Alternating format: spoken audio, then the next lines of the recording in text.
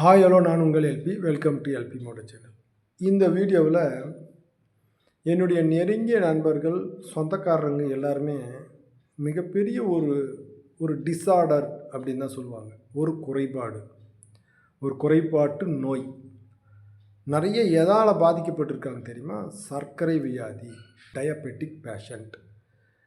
இது நிறைய பாதிக்கப்படுவதற்கு மிக முக்கியமான காரணம் என்ன தெரியுங்களா?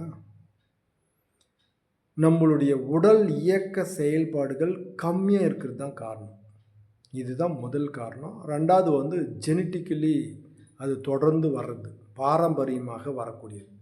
அது கூட ஒரு 50 ஏஜுக்கு மேலே தான் வருங்க. அதை பற்றி கவலைப்படாதீங்க. ஆனால் உங்களுடைய உணவு பழக்க வழக்கங்களும் உங்களுடைய டெய்லி பாடி ஆக்டிவிட்டீஸ், எந்த ஒரு பொருளும் எந்த ஒரு உடம்பும் நீங்கள் ஆக்டிவிட்டீஸில் இல்லாது இருந்தீங்கன்னா கழிவுப் பொருள்கள் சேரும். அந்த கழிவுப் பொருள்கள் சேராத, இப்போ நம்ம வீடே நம்ம ஒரு வாரம் பெருக்காமல் இருந்தால், டாய்லெட்டை க்ளீன் பண்ணாது இருந்தால், வாயை கழுவாது இருந்தால், உடம்பை கழுவாது இருந்தால், அப்போ என்ன ஆகும்? கழிவுகள் இருந்து அங்கு நிறைய பாக்டீரியாவோ வைரஸோ தொத்திப்பட்டு நம்மளுக்கு வேறு மாதிரி ஏற்படலாம் இல்லைங்களா? அப்போது நம்மளுடைய உடம்பு ஆக்டிவிட்டீஸில் உள்ள போது ஒரு மிகப்பெரிய மிஷின் அது.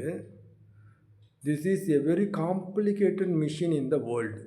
இது body is the very complicated machine. ரொம்ப ரொம்ப கஷ்டமான மிஷின். அதுக்குள்ளே நிறைய சிஸ்டங்கள் இருக்குது, நிறைய பேக்டரிங் இருக்குது. அதெல்லாம் ஒன்று சேர்ந்தது தான் நம்மளுடைய பாடி இல்லையா?